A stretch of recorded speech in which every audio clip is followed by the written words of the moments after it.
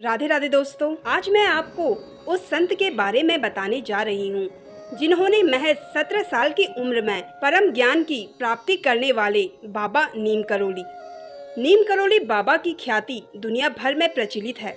उत्तराखंड, जिसे देवभूमि के नाम से भी जाना जाता है, वहाँ स्थित कैची धाम में बाबा का आश्रम है। आज भले ही बाबा शारीरिक रूप से वहाँ नहीं हैं, लेकिन उनके द्वारा किए गए चमत्कार आज भी वहाँ होते रहते हैं। बाबा नीम करोली को कलयुग में हनुमान जी के अंश कहे जाते हैं।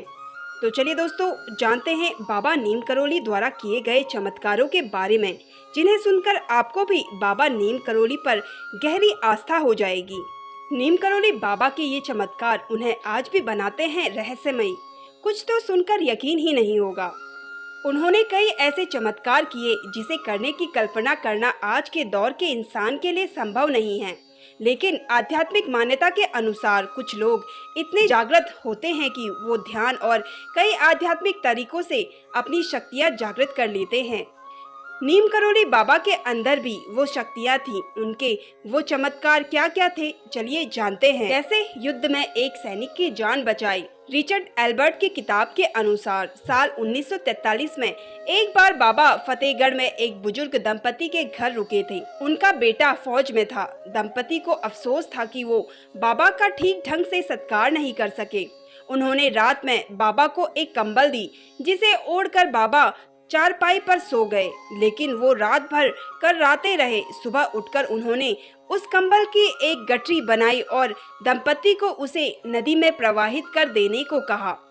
उन्होंने उसे कंबल खोलकर देखने से मना किया और यह भी कहा कि चिंता मत करना, आपका बेटा महीने भर में सुरक्षित घर लौट आएगा। दंपति जब उस कंबल को ले जा रहा था तो उससे लोहे के टकराने की आवाज आ रही थी और वह बहुत भारी भी था। लेकिन उन्होंने सीधा उसे जाकर नदी में प्रवाहित कर दिया।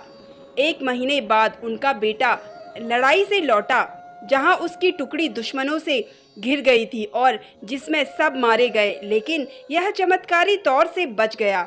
अब दंपति को समझ आया कि उस दिन बाबा क्यों करा रहे थे और उस कंबल में क्या था। उनका दूसरा चमत्कार, पानी को घी में बदलने का चमत्कार। रिचर्ड एल्बर्ट ने ही अपनी किताब मिरेकल ऑफ लव में लिखा है कि एक बार कैची धाम में भंडारा चल रहा था, लेकिन अचानक से घी कम पड़ गया। लोग परेशान हो गए थे कि अब क्या करें। जब बाबा को यह बात पता चली तो उन्होंने पास ही स्थित शिप्रा नदी से घी के कनस्तर में पानी भरकर लाने को कहा। लोगों को समझ नहीं आ रहा था कि बाबा ऐसा क्यों कर रहे हैं और इसका घी से क्या संबंध है, लेकिन उन्होंने वही किया जो बाबा ने कहा। पानी भरकर लेने के बाद बाबा ने उन्हें वह पानी कढ़ाई में डालने को कहा। उन्होंने जैसे ही उसे कढ़ाई में डाला, वह पानी घी में बदल गया। सब बाबा का यह चमत्कार देखकर हैरान रह गए। एक दूसरी घटना के अनुसार एक बार बाबा अपने जन्म स्थल फर्रुखाबाद गए थे। वहाँ एक कुआं हुआ करता था जिसका पानी बहुत खारा था और इससे वहाँ के आसपास के लोगों को बहुत असुविधा होती थी। लोग नीम करोली बाबा के पास अपनी परेशानी लेकर पहुँचे। कहते हैं कि बाबा ने खारे जल से भरे उस कुएं के पानी को पीने योग्य बना दिया था। नीम करोली बाबा का यह चमत्कार तो बेहद ही अद्भुत था। हनुमानगढ़ के मंदिर का निर्माण कार्य चल रहा था और तभी तेज बारिश होने लगी। इससे मंदिर का काम रुक गया। कहते हैं कि बाबा चाहते थे कि इस शुभ काम में कोई बाधा ना हो, इसलिए उन्होंने अपने चमत्कार से मंदिर निर्माण पूरे होने तक बारिश रोक दी थी। इसी तरह एक और चमत्कार किया था। बाबा के सभी भक्त उनके कैची धाम हनुमान दर्शन के लिए पहुँचे। पूजा के वक्त वो माचिस भूल गए थे, तो बाबा ने बत्तियों को केवल हाथ लगाई और वो बत्तियां जल उठी। कहते हैं कि बाबा के एक भक्त शिव जी को बहुत पूजते थे, तो बाबा ने उनकी भक्ति से प्रसन्न होकर उन्हें अपने सीने पर महादेव का रूप दिखाया था। तो दोस्तों, ये थे बाबा नीम करोली बाबा के बेहद ही चमत्कारी कार्य। साथ ही जानेंगे, बाबा नीम करोली कहते थे, अगर जिंदगी से हो परेशान तो ध्यान रखें ये 4 बातें। नंबर 1, सच्चाई का मुकाबला करना। नीम करोली बाबा के अनुसार इंसान को जीवन की सच्चाई का मुकाबला करना चाहिए। जीवन में चाहे जैसी भी परिस्थिति हो, व्यक्ति को उसका डटकर सामना करना चाहिए। जो व्यक्ति मुश्किल परिस्थितियों का सामना करने से पीछे नहीं हटता है, वह हर कार्य क्षेत्र में सफल होता है। नंबर 2, भगवान पर रखे भरोसा। नीम करोली बाबा कहते थे कि आपके सामने चाहे जैसी परिस्थिति हो, भगवान के प्रति प्रेम के भाव का त्याग नहीं करना चाहिए। भगवान पर भरोसा और प्रेम करने वाले इंसान की जिंदगी में ज्यादा दिन तक के लिए कष्ट नहीं लिखे होते हैं। नंबर 3, जरूरतमंद लोगों की करे सेवा।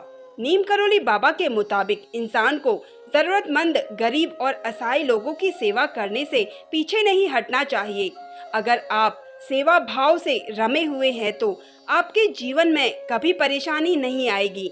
यह दिनों दिन आपकी उन्नति करता रहेगा। नंबर 4, छल कपट के भाव का करे त्याग। अगर आपके मन में छल कपट का भाव है तो आप जीवन भर परेशान रहेंगे। अगर आप इस भावना का त्याग कर देंगे तो आपकी जिंदगी से परेशानी चली जाएगी। नीम करोली बाबा के अनुसार इसका त्याग करने से आपको जीवन में कई बड़े बड़े बदलाव देखने को मिलेंगे। तो चलिए दोस्तों, साथ ही जानते हैं, अगर आप भी करना चाहते हैं बाबा नीम करोली के दर्शन, तो 15 जून को कैची धाम के स्थापना दिवस पर अवश्य पहुँचे। इस खास दिन बाबा नीम करोली खुद संभालते हैं भंडारे की व्यवस्था। हर साल की तरह इस साल भी 15 जून को नैनीताल के पास विश्व प्रसिद्ध नीम करोली महाराज के कैची धाम में प्रसिद्ध भोज का आयोजन किया जाएगा। इस दिन 2 लाख से ज्यादा लोग प्रसाद ग्रहण करते हैं। इस दिन भक्तों और आने वाले वाहनों की संख्या इतनी ज्यादा होती है कि जिला प्रशासन को इसके लिए खास इंतजाम करने पड़ते हैं। मान्यता है कि भोजन करने वालों की संख्या ज्यादा होने पर भी कभी भोजन की कमी नहीं होती, क्योंकि इस दिन नीम करोली बाबा खुद भंडारे का आयोजन देखते हैं और किसी भी चीज की कमी नहीं होने देते हैं। कैची आश्रम में हनुमान जी और अन्य मूर्तियों की प्राण प्रतिष्ठा अलग अलग वर्षों में 15 जून को की गई थी। इस तरह से हर साल 15 जून को प्रतिष्ठा दिवस के रूप में मनाया जाता है। नीम करोली बाबा ने स्वयं भी कैची धाम की प्राण प्रतिष्ठा के लिए 15 जून का दिन तय किया था। नीम करोली बाबा ने 10 सितंबर 1973 को महासमाधि ली और भौतिक शरीर छोड़ दिया। उनकी उपस्थिति को कैची धाम में स्थापित किया गया और इस तरह 1974 में बाबा के मंदिर का निर्माण कार्य शुरू हुआ। सभी ने नीम करोली बाबा को भौतिक उपस्थिति को महसूस किया। फिर वैदिक मंत्रों के साथ बाबा की मूर्ति स्थापित की गई और नीम करोली बाबा को गुरु मूर्ति के रूप में कैची धाम में विराजमान किया गया। ब्रिटिश शासक के दौरान उनके द्वारा किए गए एक चमत्कार का कथन है कि उनकी ट्रेन नीम करोली नामक स्थान पर रुकी तो कंडक्टर ने उन्हें प्रथम श्रेणी के डिब्बे से उतार दिया। इसके कारण ट्रेन बिना किसी यांत्रिक खराबी के भी 2 घंटे तक वहां से आगे नहीं बढ़ सकी। ट्रेन का इंजन तो चल रहा था लेकिन पहिए नहीं। तब वहां के अधिकारी बाबा के चमत्कार को समझ गए, जिससे वो असहज हो गए और उन्होंने तुरंत बाबा से दोबारा ट्रेन में चढ़ने का अनुरोध किया। उनके चढ़ते ही ट्रेन चल पड़ी, जिसे देखकर सभी आश्चर्यचकित हो गए। बाबा को हिमालय से अटूट प्रेम था। बाबा 20वीं सदी के तीसरे दशक में उत्तराखंड आए थे। यहीं पर 1942 में जब वो पहली बार कैची गांव आए तो उनकी मुलाकात स्थानीय ग्रामीण पूर्णानंद तिवारी से हुई। उन्होंने बाबा से पूछा था कि वे अगली बार कब दर्शन करेंगे। इस पर बाबा ने कहा था कि वे 20 साल बाद फिर कैची आएंगे। 1962 में वे फिर कैची आए। कैची मंदिर व आश्रम के प्रभावी विनोद जोशी ने बताया था कि उनके द्वारा लिया गया संकल्प जल्द ही मूर्त रूप ले गया। 1965 में हनुमान मंदिर बनकर तैयार हुआ और उसी वर्ष 15 जून को पहला भंडारा आयोजित किया गया।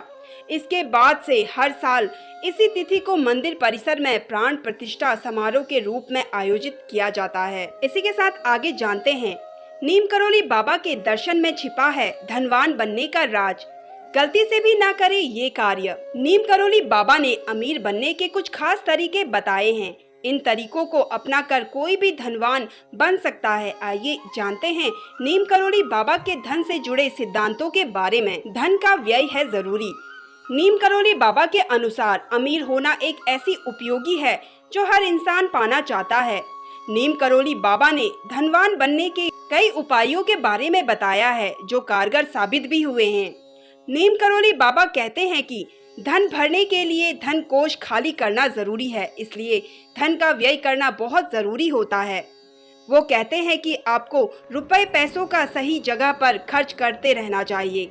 नंबर 2, धन का सही इस्तेमाल। बाबा नीम करोली कहते हैं कि अधिक मात्रा में धन होने से कोई व्यक्ति अमीर नहीं हो सकता।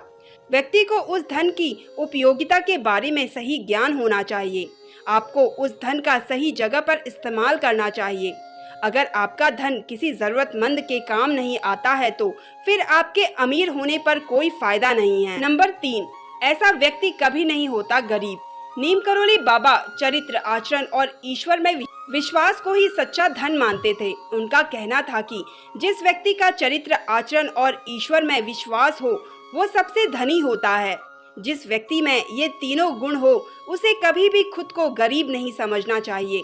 बाबा के अनुसार भौतिक रूप से नजर आने वाली चीजें नश्वर है और यह 3 गुण ही व्यक्ति का असली धन है। तो दोस्तों, कैसी लगी आपको ये जानकारी कमेंट करके ज़रूर बताइए और अगर आप मेरे चैनल पर नए हैं तो मेरे चैनल को सब्सक्राइब कर लीजिए। धन्यवाद।